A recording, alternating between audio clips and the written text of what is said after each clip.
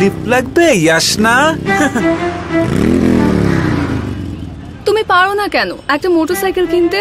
তা তো পারি, কিন্তু এখন তো হাত খালি। ঘরে এত জিনিস ফেলে রেখেছো, কিছু বেচে দাও। আমার তো বেচার মতো কিছু নেই। সবারই বেচার মতো কিছু না কিছু থাকে। এই যে এটা কি কাজে লাগে? ফেলেই তো রেখেছো।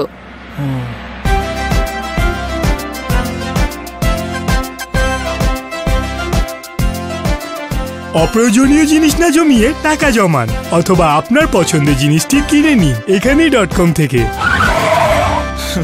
নতুন তো বাই বাই। বেচা কেনা হরদম এখানেই.com।